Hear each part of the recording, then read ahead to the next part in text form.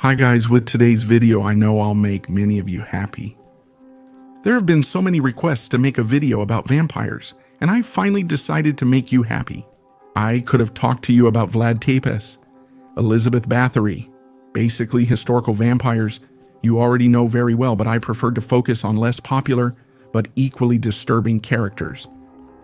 These are stories that date back hundreds of years, so it's possible that the information that has been passed down to us isn't 100% accurate and reliable. Anyway, the stories seem to be based on real events that could, in a way, make us say that vampires existed, or at least that popular opinion considered them to be real beings.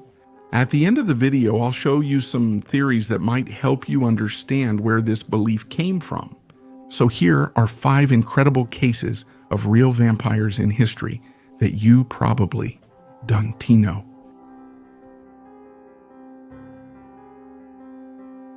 In 1725 in Hungary, strange deaths of animals and people began to be reported near a cemetery. They were found completely torn apart, with unspeakable ferocity and brutality. From the very beginning, it was thought that the killer must have had almost superhuman strength, as people tried to figure out who could be responsible for the murders. The only person who matched this description was a certain Huebner, a very tall and strong man. The problem was that Huebner had already died years earlier and had been buried right in the cemetery next to the crime scenes. The attacks continued, and in a final attempt to put an end to the murders, Huebner's corpse was exhumed.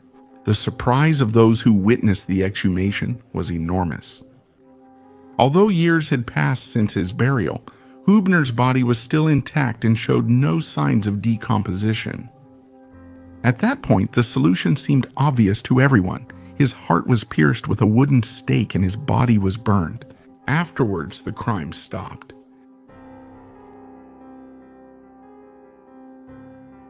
In the same year, in the village of Kijova, in present-day Slovenia, some very mysterious deaths were recorded. In just 2 weeks, 9 people lost their lives. The problem is that the witnesses to the murders blamed a certain Peter Plogojovic, who had died several days before the murders began.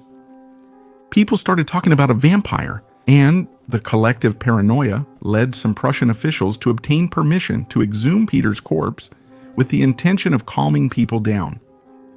Even in this case, the surprise was enormous when they discovered that the body did not show the slightest sign of decomposition. Not even its smell could make you think that he had died several days earlier. But the worst thing is that, according to them, it was possible to notice traces of fresh blood on his mouth. In this case, too, the officers pierced his heart with a stake, and, according to several witnesses, at that moment a large amount of fresh blood flowed from his body.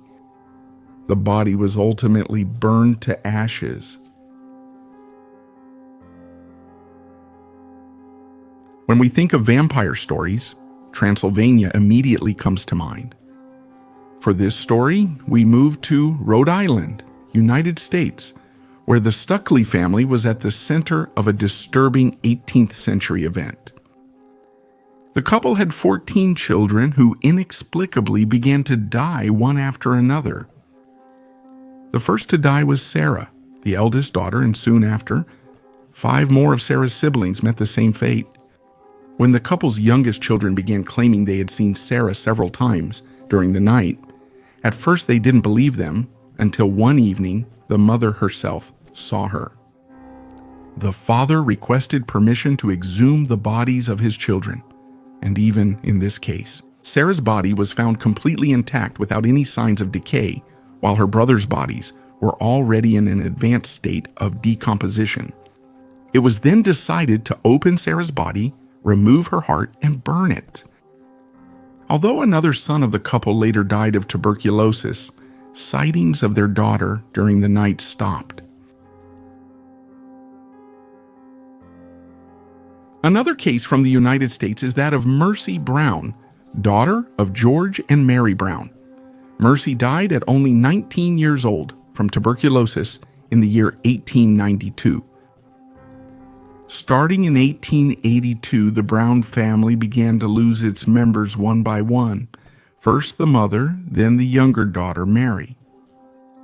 When the son, Edwin, also fell ill, the father followed a friend's advice and immediately took him to Colorado to help him recover. However, while he was away, Mercy became ill and died. At that point, Edwin and his father were forced to return home to give Mercy a proper burial. Soon after their return, Edwin's condition worsened, and over the next 9 weeks, his health declined further. Faced with such an event and unable to explain Edwin's sudden decline, people began to talk about a vampire and about the possibility that Mercy was responsible for her brother's impending death. In this case as well, the exhumation of the family members' bodies was requested, and that of Mercy appeared almost intact, even though more than 9 weeks had passed since her burial. Popular belief held that the ashes of a vampire could save its victims, so Mercy's heart was first removed and then reduced to ashes. A potion was made with the ashes and given to Edwin to drink, but of course it had no effect and the boy died shortly after. Mercy's case became so famous that she is still remembered today as the last vampire of New England.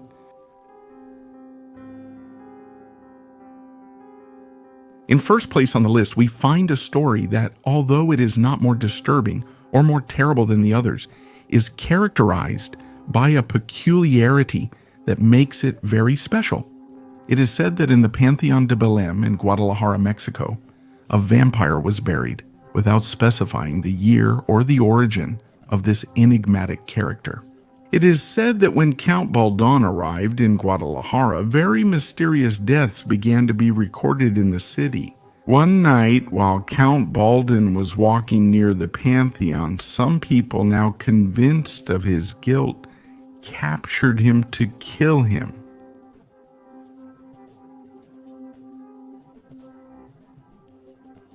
Lacking a wooden stake, they took a small tree branch and used it to pierce his heart. Stories are truly fascinating.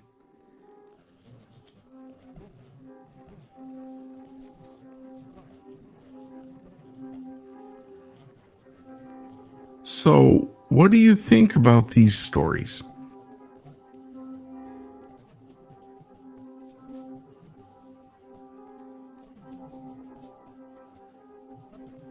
Had you heard about them?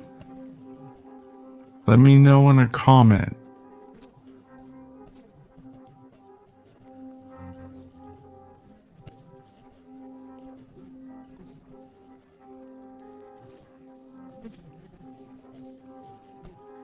If you enjoyed the video, subscribe to the channel, leave a like, or share it with your friends.